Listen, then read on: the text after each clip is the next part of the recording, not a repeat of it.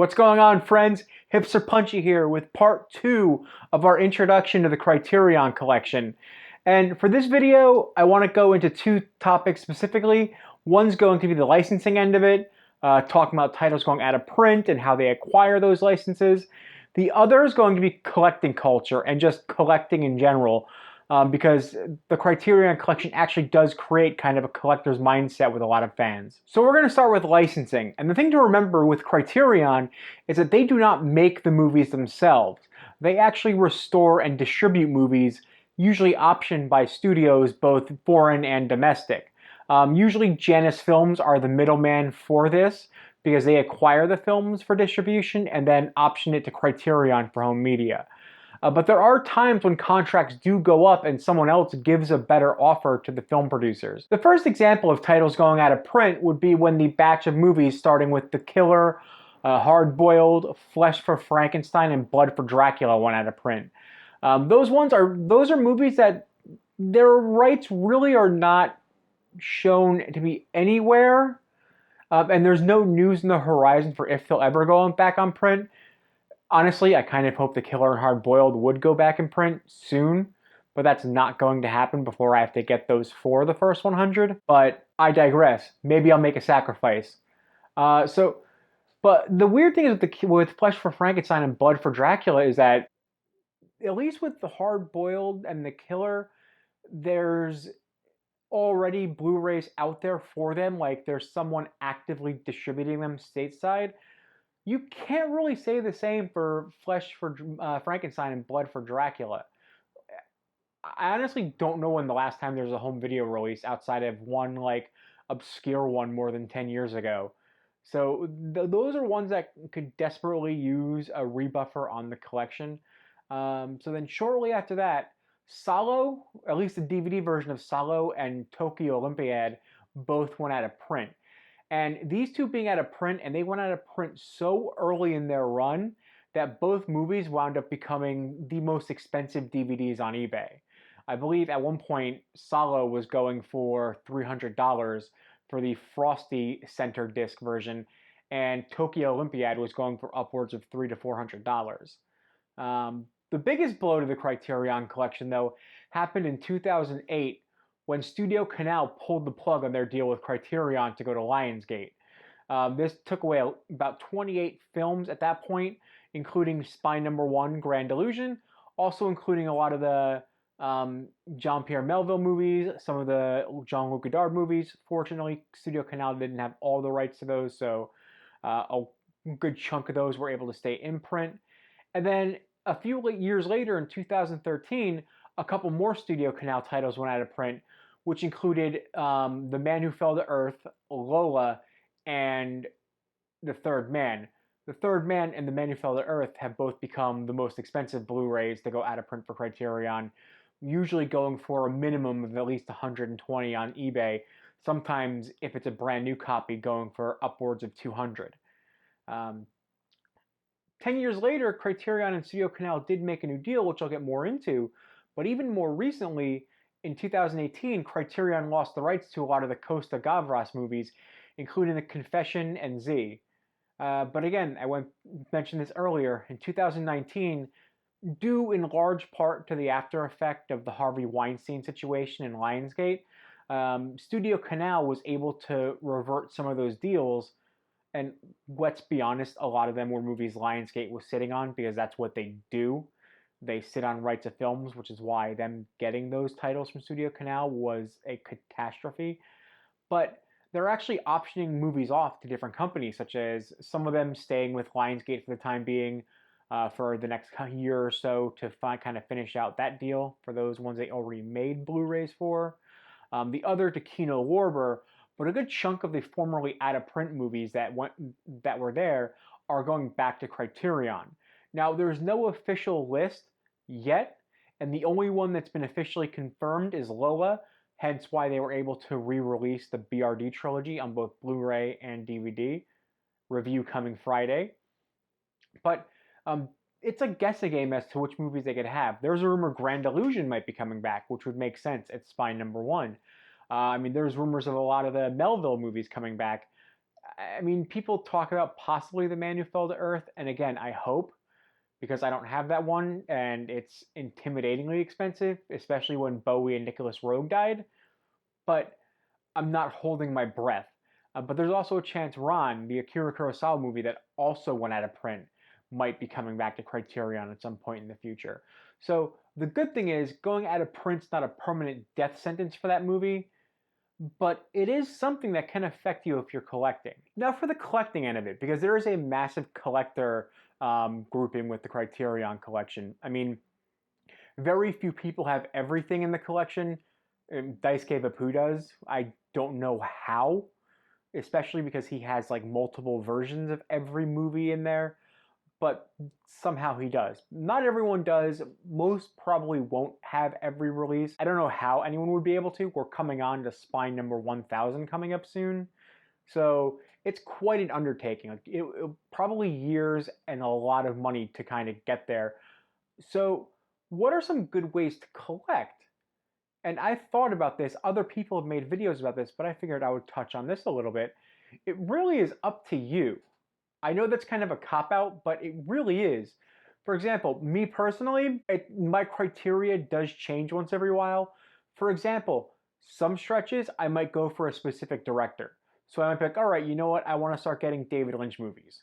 Or, hey, I want to start knocking out the videos from Jean-Pierre Melville, which I'm actually pretty close to that. Or sometimes I'll be like, you know what? I'm in the mood for something like comedic in the collection, or in the mood for something horror based. Sometimes if I save up enough or if I get a good deal, I might be like, you know what, let me get some out of prints out of the way, which I'll usually go with like the lower out of print, some of the out of print DVDs that weren't rare when they went out of print, but like Chasing Amy, which is very much out of print, but there's so many of them lying around that it's like a $5 out of print purchase. Same with Armageddon and The Rock, which are both in the collection, both out of print, but very easy to get. And that's what I like to do is sometimes I'll go to eBay or I'll go to the Criterion Reddit's buy, sell, trade thread and get some cheap ones out of the way. Or if I find a good deal on an out of print or a good trade for an out of print for something that I have to offer for that, I will do that to get those holes taken care of. And then the bulk of my imprint purchases are usually going to be in July and October for the sale. Also, it does help to have a supportive girlfriend who does get Criterions for holidays and special occasions. I do quite enjoy the birthday / Christmas / Easter / insert holiday here Criterions. It's always fun, and I kind of leave some of those open for her to gift because they're movies that might have a connection with her. Like, for example, I waited on getting the Before trilogy, and the reason I did was because I knew those were her favorite movies, and I knew that that was going to be something that she would know and thus know to look for because it's a favorite movie of hers. Because let's be honest, the collection rolls deep and it can be intimidating. So it's kind of good to leave those options there for her as like a safety blanket because it can be a roulette sometimes. How to collect without breaking the bank. Because for those of you who don't know, in-print movies, regular price, are $40 for Blu-rays, $30 for DVDs. The bare bones ones are a little less expensive, but the all-out special single releases are usually closer to 45 to 50. Also, box sets can get expensive, regular price. A lot of them usually go from like the 100 to 160 range. And then the big box sets, like the Ingmar Bergman box set, which is a mammoth at $300 regular price, those can be an issue, like for someone who's got limited funds. So there's a few ways that you can collect without going into the poorhouse. The first one is knowing when the sales are. Amazon, for example, usually has them at a discounted price, usually around 25-ish for a Blu-ray, which is not bad considering what you're getting. You're essentially getting film school in a box with every release. So there's that. And then there's also the Barnes & Noble sale, which happens twice a year. Every July and November, they do a 50% off sale. So that puts Blu-rays to $20 and puts DVDs to $15. And again, that varies depending on if it's a bare bones or a little extra. And box sets are also included in the half off. So That's why I was able to get an early Christmas gift of the Ingmar Bergman set in November because it was half off as opposed to being $300, it was $150. So that's a good thing to check because if you schedule it to those sales, you can really bulk your collection up without spending a lot. And also, word from the wise, sign up for a Barnes& and Noble membership. It's worth it.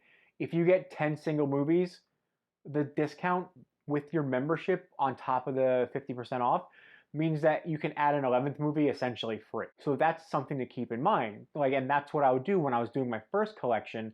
Haven't really had the chance to do so yet now, but when I was, regularly doing the sale, I would go to Barnes and Noble. I would take 200 out of the paycheck. That way, pick up 10 movies and then pick up an 11th, knowing that one was going to be essentially bonus due to the extra 10%. So I was saving $20 every time I spent that much. Or if you're like, you know what, I'm only doing 100, you're essentially getting a DVD or a bare bones for $5, based on the discount with the Barnes & Noble membership along with the sale price. Also, Criterion does flash sales, one-day flash sales, I should say. Usually the first one's in February, and the other one is usually in like the September, October range. Sometimes it's late September, sometimes early October. Honestly, I think it's going to be in conjunction with Spy Number 1000's release when they do that, which will also come out in close enough to November to be a 50% off sale item as well. They're usually smart with that, with releasing those. And actually, eBay is good with Criterion collecting too, because if you get into a good auction where you don't get sniped at the last second, you can usually save a good amount.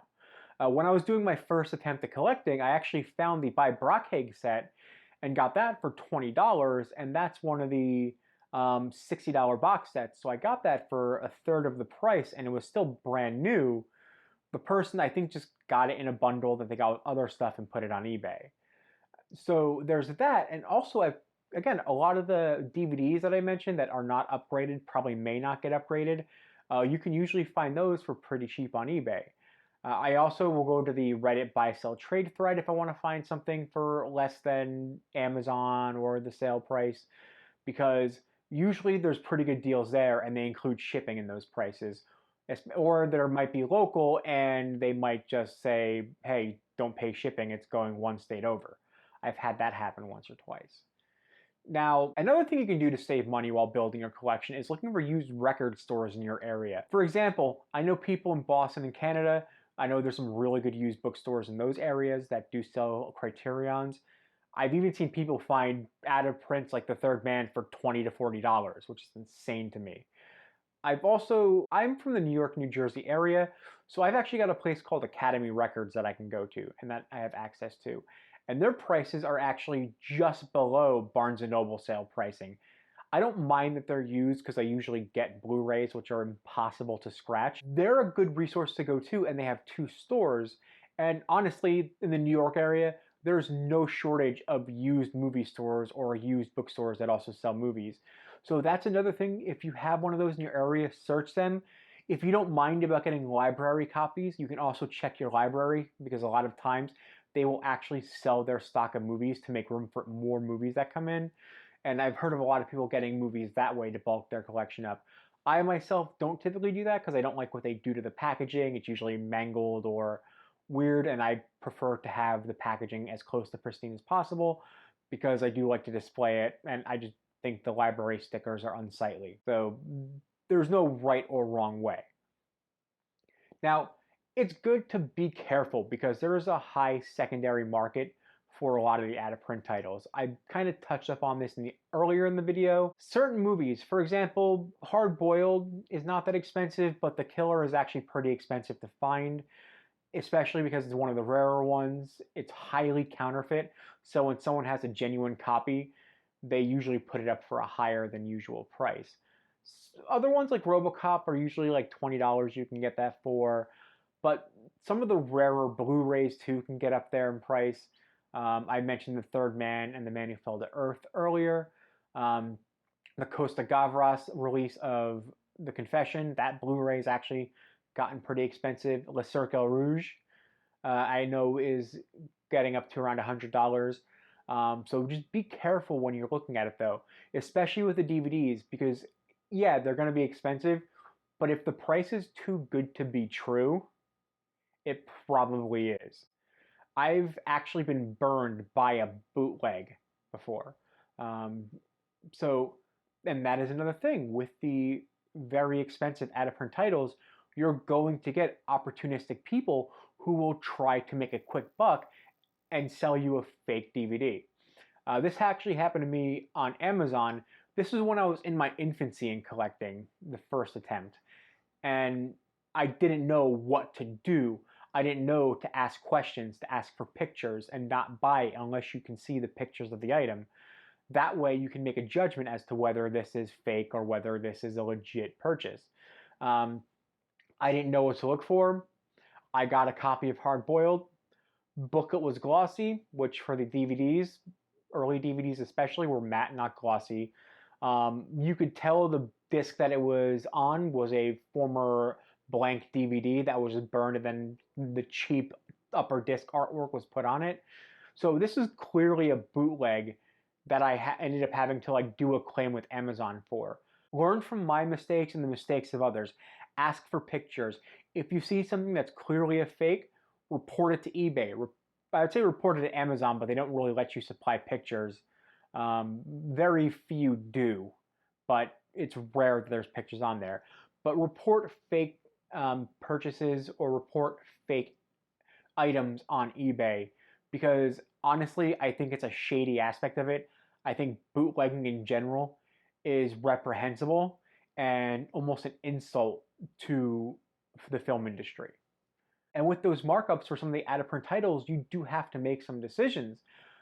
I mean, before I lucked into a copy of The Third Man for a trade, I actually was debating at one point just saying F it and getting the DVD, which is a choice I usually don't make because I typically prefer to have the best possible version that I can get of that movie. In this case, for a lot of them would be Blu-ray. That's how I do it. You can do that however you want to do that. But I almost bit the bullet and got the DVD version of that. I rarely do. I'd rather just wait to get it than to get the lesser copy of it. Now, one more part of this before I go, and that's what is the best method of collecting, or not method, but to start collecting. Honestly, find a film that is your gateway film. For example, for me, I already mentioned my gateway film into full-on collecting these was Godzilla. That movie is one of my favorites. The edition is amazing. The nice touch they put in there led to me collecting. But start with some of your favorites, because honestly, you want to kind of put your heart into collecting these. So start with some of the ones that you know and love, because you're going to get the best version of that movie. Like if I had started collecting a year ago, my first one may have been Godzilla, it may have been Night of the Living Dead. Not sure, but it definitely would have been one of them, and either one would have still gotten me in there. So if you have a favorite director and you see it in addition, get it. I know a lot of people here who started because I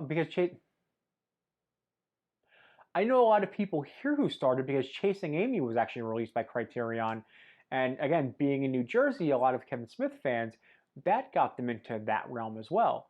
And again, this is a no wrong way situation, but if there's something you love and you see, get it, appreciate it, and welcome. Now, before I go, don't forget to like, share, subscribe, ring that bell. Follow me on the Instagram, Twitter, and Twitch at HipsterPunchy. We've got the BRD Trilogy review this Friday. Have a great one, guys.